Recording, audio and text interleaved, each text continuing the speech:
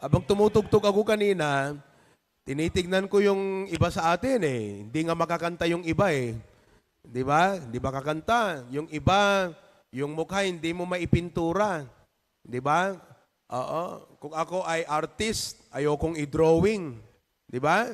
Pero sana, pagkatapos ng message na ito, ay magbabago yung anyo ng ating mga mukha. Hindi man magbago yung mukha mo, ganyan na yan kahit kailan. Amen? Pero magbago man lang yung anyo ng ating mukha dahil sa Espiritu na mangunguna sa ating mga buhay. Sino po sa inyo ang nagtatrabaho na sa kanyang trabaho, opisina man yan o eskwelahan, naka 20 years na kayo sa trabaho? Taas ka ng kamay. Ayan, 20 years. 20 years. Kung karpintero, 20 years ka ng karpintero. Negosyante, 20 years ka ng negosyante. Kung teacher, kung ikaw ay engineer, 20 years. Sino po? 20 years above. 20 years above. Ayan. Okay, 20 years. Yung mga farmers, 20 years na, pataas. 20 years. Housewife, 20 years na rin kayo. Mahigit. Oo. Very good. Estudyante, baka meron po dyan, high school, 20 years ng high school. Meron ba? Wala naman. Okay. Okay. Tanong ko sa inyo, kaya pa? Kaya nyo pa? By the grace of God, I am celebrating this year my 24th in the ministry. Next year, by the grace of God, ako po ay magse-celebrate na ng aking silver anniversary in the ministry. 25 years in serving God. At ang pakiramdam ko po ay hindi pagod. Ang pakiramdam ko po ay parang nagsisimula pa lang. Oo. At nais kong ibahagi sa inyo ngayong umaga itong ating lesson, how to deal with stress. Kasi po, whether ikaw ay nanay o tatay o nagtatrabaho ka, nag-o-opisina ka, ang ating panalangin is longevity and effectivity. Longevity and effectivity. Say those two words together. Go. Longevity and effectivity. Pag sinabi nating longevity is how to stay long in serving God. How to stay long. Kasi po, ang problema, marami na po ang mga nagkukwit. Marami nang napapagod. Marami nang nasusuya. Marami nang nawawalan ng gana sa paglilingkod sa Panginoon. And of course, sa kanilang mga buhay. So ang ating prayer ay longevity. And as we go through many situations and stages in life, ang ating prayer hindi lang longevity, kundi effectivity. Pasalamat ako sa Panginoon. By His grace, effective ako nung ako teenager.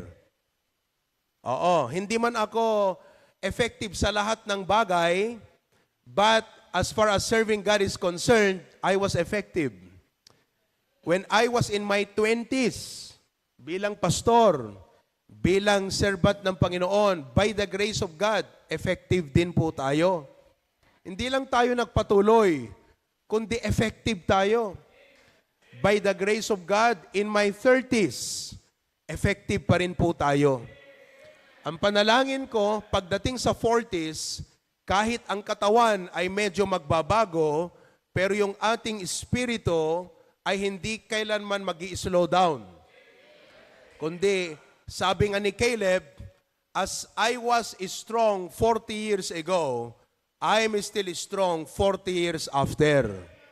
Ganon dapat tayo. Yan man ay sa usaping marriage. Kung gaano ka-strong ang inyong relasyon 20 years ago, sana ganon pa rin ngayon after 20 years. Amen? Kada kayo nga nabayagan nga members sa HBBC, kung gaano ka-effective, ka-fruitful sa Panginoon 20 years ago, sana ganun pa rin hanggang ngayon. Yan po ang aking nais ipaglingkod sa inyo ngayong umaga. I do not claim na ako po ay veteran. Isa lang ang veteran sa ating ministry. Yan ay walang iba kundi ang ating patriarch, Pastor June. Pero kita nyo naman kung gaano po siya ka-effective nung siya ay nagsisimula sa ministry habang lumaklakay, kumarkaro. Amen? Kaslasuka, habang tumatagal, kumarkaro kakabsat. Pero maraming Kristiyano, habang tumatagal, tumamtamnay, lumamlamiis, kumapkapoy, di ba? Lumablabnaw. Ang aking ipaglilingkod sa inyo, isa sa mga bagay kung bakit hindi tayo nakakapagtagal sa paglilingkod sa Diyos at hindi tayo nagiging effective ay dito sa usaping dealing with stress. Sa stress nagkakatalo. Maraming mga Kristiyano, hindi nila alam paano i-handle ang stress. Even pastors, I do not claim that I am all-knowing, but I know little things from the Bible that has helped me deal with the stress. So that yung aking prayer na longevity in service and effectivity in service, mga kapatid, hindi nag-e-expire. Kasi tingin ko yung iba sa inyo, about to expire. Oo. Tanungin mo nga sa katabi mo, kumusta ang marriage nyo? About to expire na ba? Oo, maraming ganyan. Oo. Kumbaga sa lastiko, mapugsatan. Basit lang ng kakabsat, magsatan. Hello. Oh, hindi dapat, alam nyo, yung marriage sa pinirmahan mo sa Panginoon, walang expiry date yan. Kamatayan lang makakapaghiwalay. Amen po ba? Oh, kumusta po ang inyong mga serbisyo? Pagod na ba kayong pumasok sa trabaho? Longevity and effectivity. Amen po ba? So ayaan po ninyo na ipaglingkod ko ito ngayong umaga. Hindi ko kiniklaim na alam ko ang lahat, pero bilang isang lingkod ng Diyos, narito ang Biblia at nais kong ibahagi sa inyo how to deal with stress. Number 1, gusto kong mapansin po ninyo, number 1, take care of your heart. Take care of your heart. Baka hindi po ninyo nare-realize at hindi ninyo na-appreciate, pero ang isa sa mga pinakamahalaga ay yung ating inward man. Sabihin nyo nga yung salitang inward man. Ang ibig sabihin ng inward man, yung ating panloob na pagkatao, yung ating puso. Naniniwala po ako, bago ko babasahin ang verse natin ngayon, listen to me very carefully, naniniwala po ako that the greatest thing, listen, the greatest threat is not the situation around you. It's not what's happening around you. It's what's happening inside you. Hello? Ang totoong problema, ang totoong issue, ay hindi po kung anong nangyayari sa paligid mo. Sa mga tao, hindi po yun. Sa pamilya o sa mga classmate, kasama sa trabaho, mga kalaban sa negosyo, hindi po yun ang main issue o problema.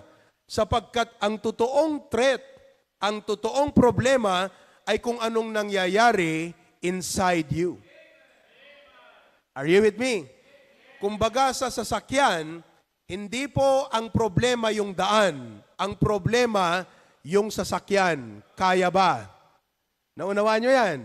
Sapagkat kahit ito po ay rugged terrain na tinatawag, kabundukan, ito man ay rough road, kung ang sasakyan ay okay ang mga turnilyo, tama yung mga nakalagay na mga shocks, mga suspensyon, at malakas ang makina, it doesn't matter the road.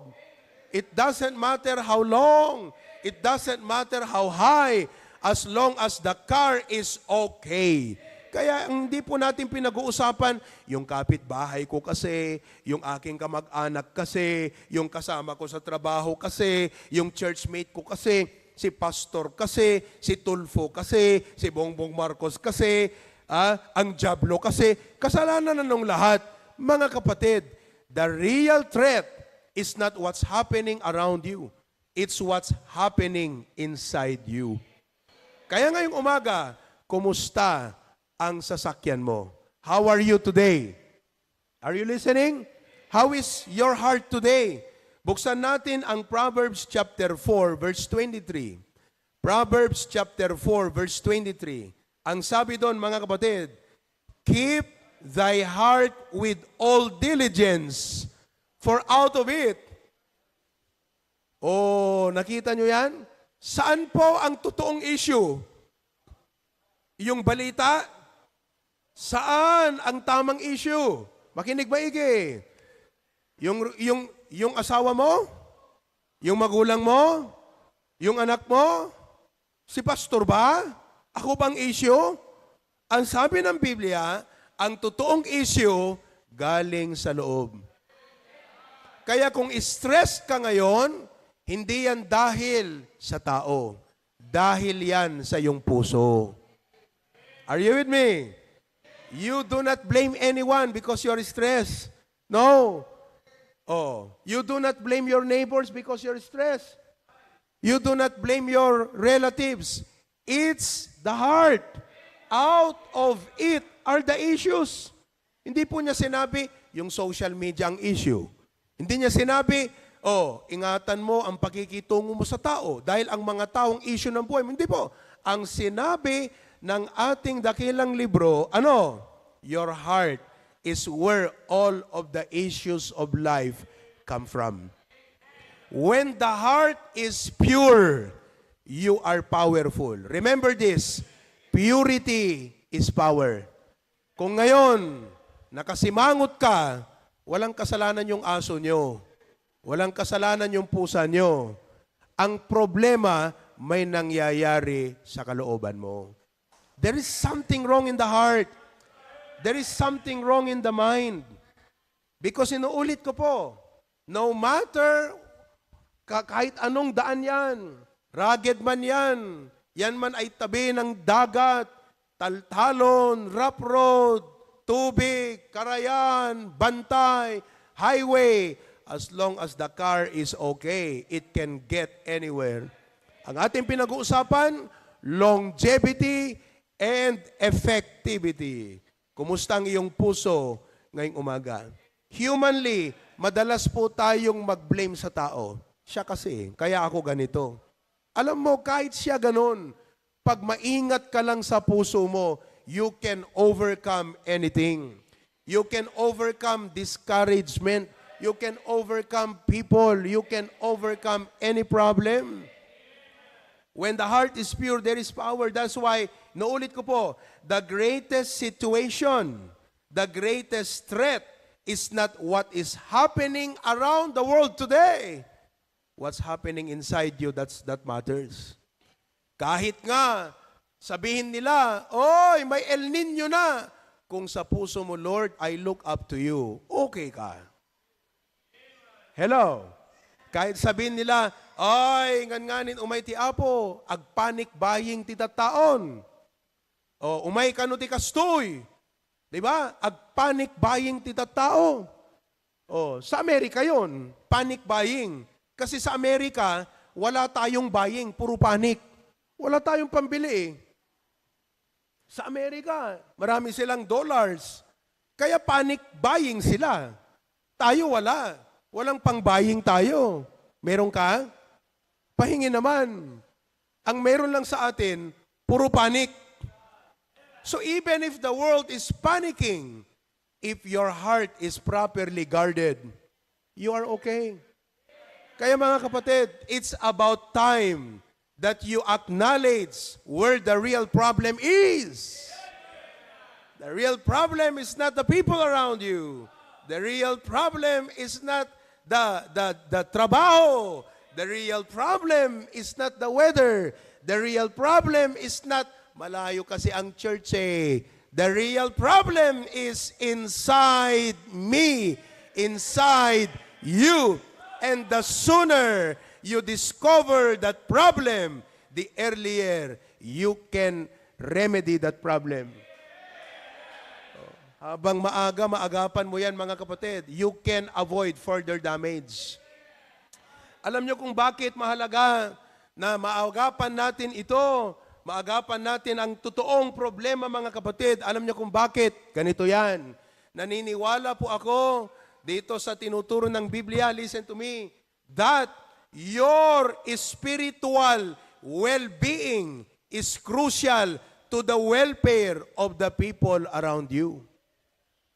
Your spiritual well-being, ang katayuan ng iyong spiritualidad, ang puso mo, amen po ba? Ang panloob na pagkatao mo, ang crucial for the welfare of the people around you. If you're a husband, your spiritual well-being is crucial to the welfare of your wife. And vice versa. Kung ikaw ay misis, ang espiritualidad mo ay napakahalaga para sa kapakanan ng asawa mo. Ang ating espiritualidad bilang magulang ay napakahalaga sa kapakanan ng ating mga anak. Kung nanlalamig ka, magulang, paano na lang ang iyong mga anak? Kung ikaw mismo, hindi ka motivated sa paglilingkod sa Panginoon, sino na lang ang mag-i-encourage sa iyong mga anak? Kaya kinakailangan, mga kapatid, that we take good care. Kaya sabi ng Bible, keep thy heart with all diligence. Ingatan natin, the word keep means guard. That is why, on the topic of guard, mga kapatid, kailangan, we should guard our heart. Tinuro ng ating patriarch ito. Bata pa ako noon, narinig ko na to prayer meeting. Sabi niya, merong 2 gates towards our heart. Para daw ma-affect yung ating puso, may 2 gate po yan. Ano po yon? Alinsunod, una, eye gate. Eye gate. Be careful what you see. Sabi mo, magre-relax lang ako sa cellphone. Hindi mo nakita na yung mga nakikita mo, napapanood mo, na-scroll down mo sa social media, meron po yang tinatawag na subconscious effect sa iyo. Naunawaan po ninyo. That is why, these days, kung bakit mas maraming mga tao ang nai-stress kahit walang ginagawa. Mag-cellphone lang ng maghapon, makikita mo, stress yan. Walang gagawin. Han na mapantaltalon, han na mapanagkalap, mapanag-drive tricycle, basta walang gagawin, magse-cellphone lang yan, may stress. Mga kapatid, ang dami mo ng problema, dadagdagan mo pa? Naunawaan nyo? That is why, if you're going to keep your heart, one of the keys is you need to what? Discipline your cellphone time. Yung social media mo. O, kaya po dito, ayoko na habang nagpipreach ako, nagsiselfone kayo dyan, ha? Mga ushers, walang magsiselfone dyan. Hang nagpipreach sak, DJ message, tikit kita, messenger mo.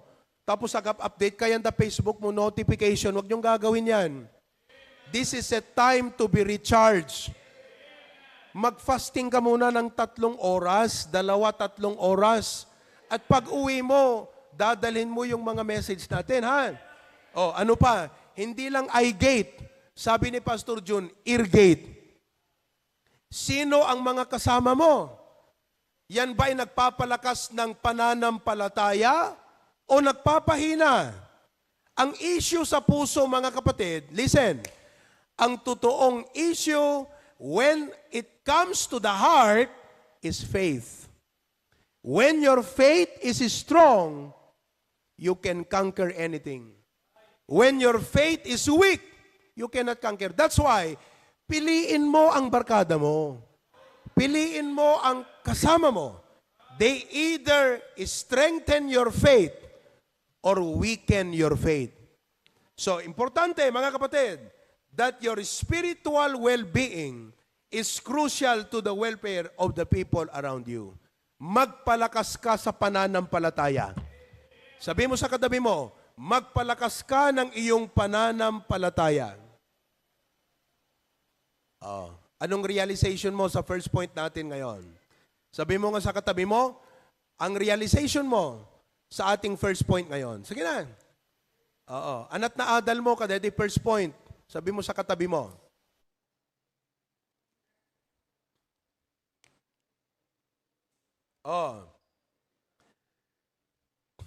Take care of your heart. Amen po ba? Take care of your heart. Be careful what comes inside your heart. Amen? Okay. Number 2, how to deal with stress. Longevity and effectivity is the goal and prayer. Number 2, have the attitude of gratitude.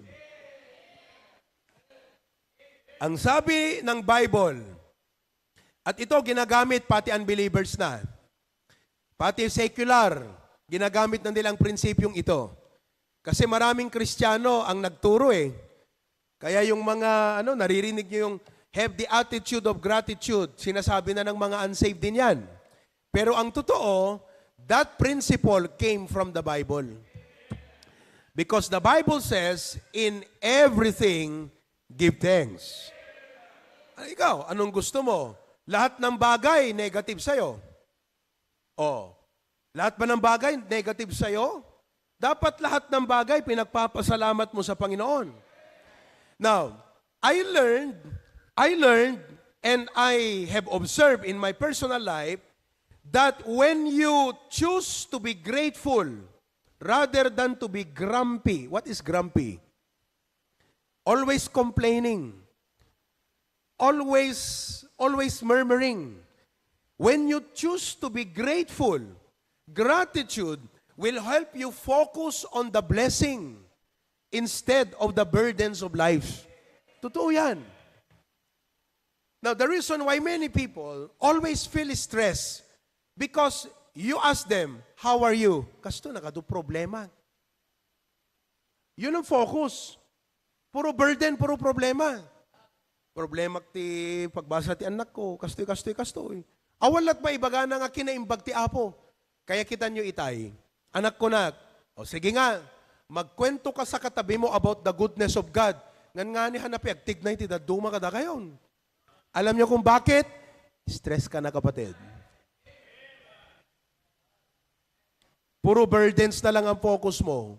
Puro problema. At lahat ng ito, negative lahat ang impact sa'yo. Sige, gawin natin ulit. Magkwento ka ng kabutihan ng Diyos sa iyong katabi. Kwento ka ng kabutihan ng Panginoon. Share about God's goodness. Anat tinakitam nga nasayaat, ngayon naramid ti Apo king ka itang alawas. Amen? Come on.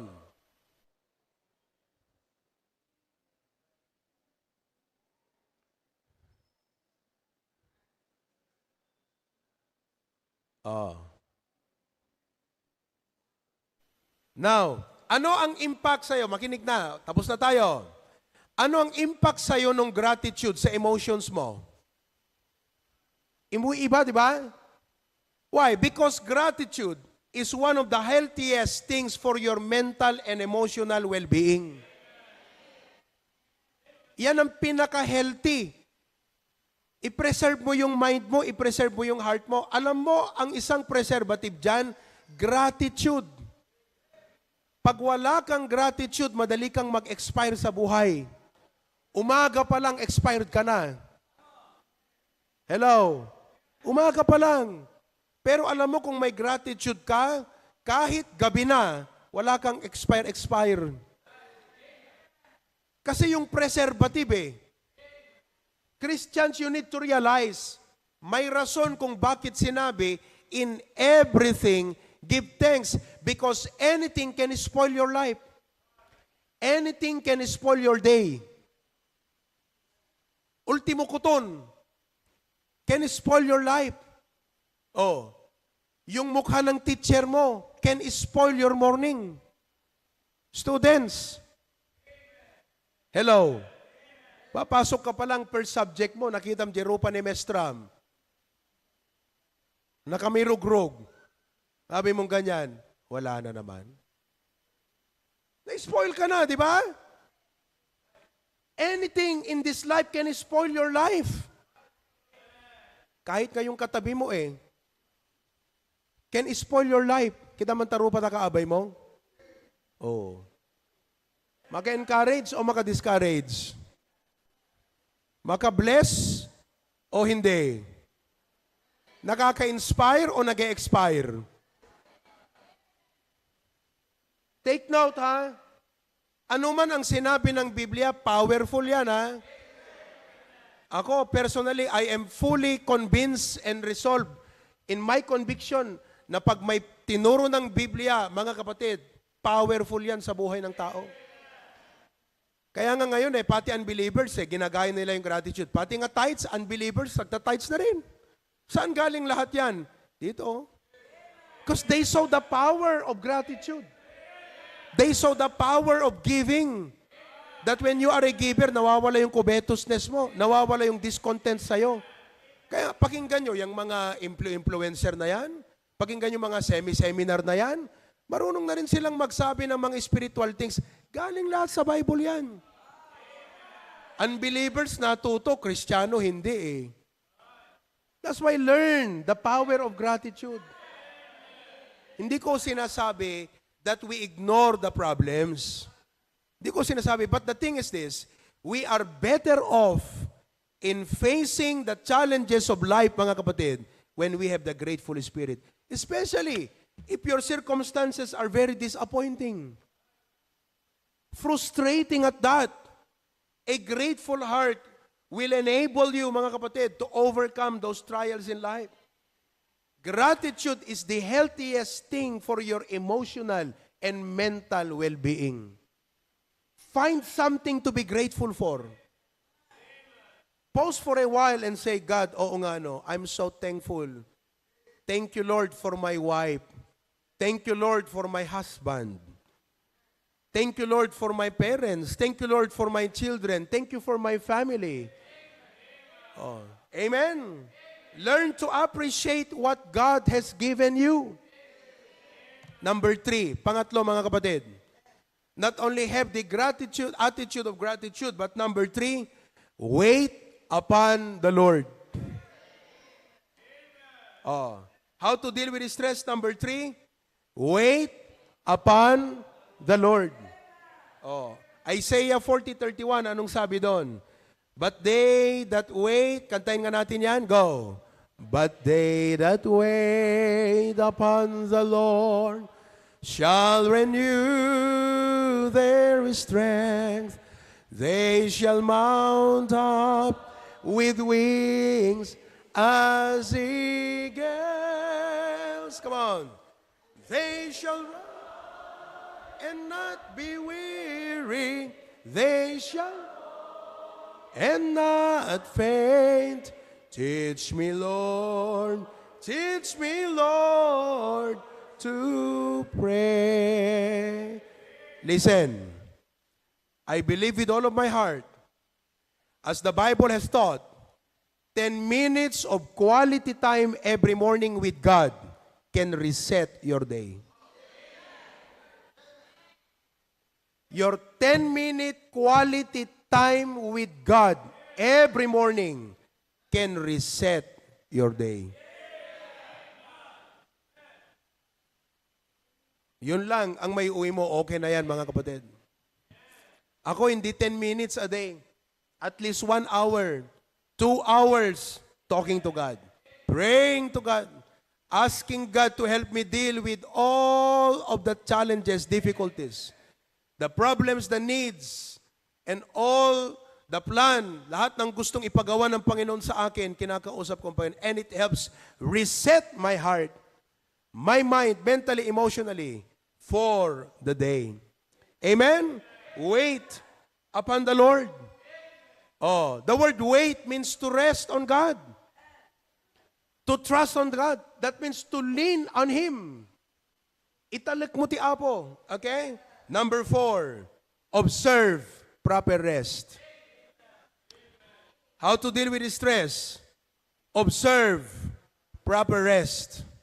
Now, may dalawang klase po ng rest. Merong, hindi rest in peace. Sabi kasi ng iba, magpapahinga na lang ako pagpatay na ako. Well, may point yon. Ibig sabihin, I will not stop about doing my daily routine until my dying day. But listen to me. Don't wait until you die that you have rest, because rest is a necessity. The first form of rest is physical rest, like matulog ka. Amen? Matulog ka. Do you know, I have challenged our young people. Parents, gumising kayo sa katotohanan at realidad na to. Collect the cellphone of your children by 9 or 10 p.m. Kahit sabihin nila assignment to, project to, sabihin mo sa kanila, anak, mas mahalaga ang kalusugan mo kaysa grade mo. Kahit ikaw ay first honor kung may cancer ka na. First honor ka nga, may cancer ka na. Parents, are you listening? All of you watching, I advise as your pastor, in line with this, ito ay isang practical na application sa ating pinag-uusapan. Okay? Collect the cellphone by 10 p.m. Hindi yan nagtatrabaho ng graveyard. Papasok sa eskwela, tapos hanggang 1:00, 2:00 nagtatrabaho yan. Mamamatay yan na maaga. Oh, Doc Lester, ano ang epekto sa katawan ng palaging nagpupuyat?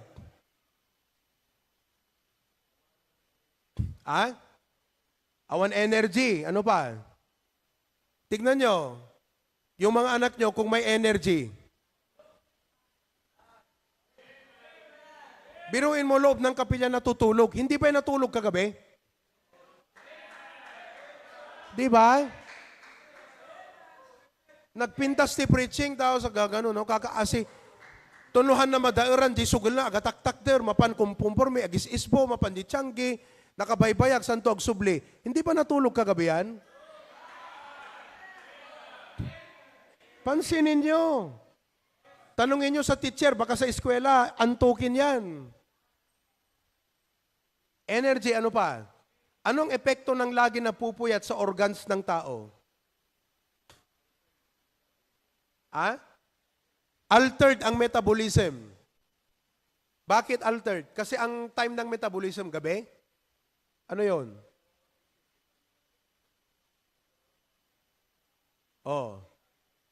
Affected. Biruin mo yung ginagawa mong ganyan. Ang dami ang nag-a-adjust. Wala ka ng personal devotion, habit, adut agad-just gapo ka detang of ubram. Urnusam la dayta nga nagbasit, simple, panagturog, adumot ka kabsat nga areas ti biyag mo't mabeneficiaran. Ayusin mo lang yan. Just one wrong habit can affect many things in your life. Physically, a lot of things. Hello? Kaya nga, huwag niyong sabihin, kasi ganito. Tingnan niyo po. Ang tignan niyo kasi yung outcome. If you need to make adjustments, do it. Kasi longevity, effectivity, kasi effective ka, lutang, bangag. Ag-exam ka, nuhang mesat na alam, itlog. Alam kong pakialam kahit nag-review ka. Bakit? Bangag eh. Naunawaan nyo? Tingnan nyo po, comparing nung araw. And this is a very good comparison. Very good comparison. Nung araw, walang cellphone. Walang television. Kaya pag 6:00, tulog na ang mga tao. Now look at the quality of their life. Ikaw, ang ganda ng cellphone mo. Maganda pang bahay mo. Mataas ang sweldo mo ng trabaho, but look at the quality of your life. Discipline lang, konting disiplina lang. Ngayon nga pati mga maliliit na bata, nagsiselfon kahit hating gabi. Ito ang mga kapatid, ang aking recommendation at advice sa inyong lahat bilang inyong pastor.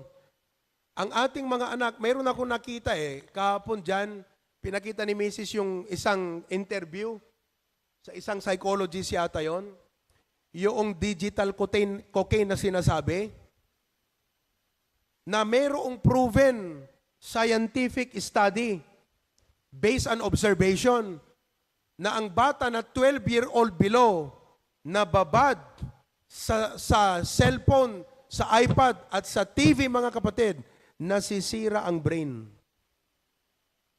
Kita nyo, di kiti anak tayo kakabsat. Kita nyo tamatada, hana makatal na. Hana makatal na. Tignan nyo yung mga mata nila. At kayong mga young people, gumising na kayo. You want longevity? You want effectivity? Rest. Proper rest. Oo. Kaya, sabing ganyan, ang aking recommendation, sabi niya, bawal mag-cellphone ang bata. Dapat nga tignan ito ng gobyerno. Pag-aralan dapat ito ng Kongreso. Kung ito'y scientifically proven, dapat gawin ng Kongreso na gawing batas na bawal mag-cellphone. Parang sigarilyo, 18 years below hindi pwede. Kung mayroong cocaine sa sigarilyo na nakasira sa katawan, at kung totoo, scientifically proven, ang digital cocaine, ipinagbabawal dapat ng gobyerno ang cellphone sa mga anak 12-year-old below. Pero wag nyo nang antayin ng gobyerno. Baka 20 years from now pa nila mapapansin yan. Kung naintindihan nyo ang sinasabi ko at nakikita nyo, na-realize nyo to, gawin na natin, mga kapatid, sa ating tahanan. Longevity. Kasanupay, di kiti anak tayo kakabsat ngagbayag. Effectivity. Paano sila maging effective? Amen? So observe proper rest. Inuulit ko po mga anak, paggabi na at sinabi ng magulang, okay, iapunte na ang mga cellphone dito, mga laptop dito. Okay? Lahat na yan dapat ilagay na doon. Biruin mo, high school, alauna na, nagsa-cellphone pa? Wala bang pasok yan sa school? Anong oras gigising yan? 6:00. Biruin mo, high school ka, tulog ka ng alauna, 2, 3, 4, 5, 6, 5 hours. Tila mo ka ba't matulog ti 5 hours, nagiti senior citizen. Kasi pag na alimpungatan na yun, makaturugan. Pero ituloy-tuloy ng senior citizen yan, lalong manghihina. Yeah. Kaya parents, 10 o'clock kunin nyo ng mga cellphone. Ako na nagsasabi sa inyo yan. Longevity, effectivity. Sa aming bahay ngayon, by the grace of God, ang disiplina na namin, ang pinaka-late, 11:00, wala na dapat ang gising dyan. Our children should be on bed, not later than 10. 9 to 10, alalan da turog dan kakabsat.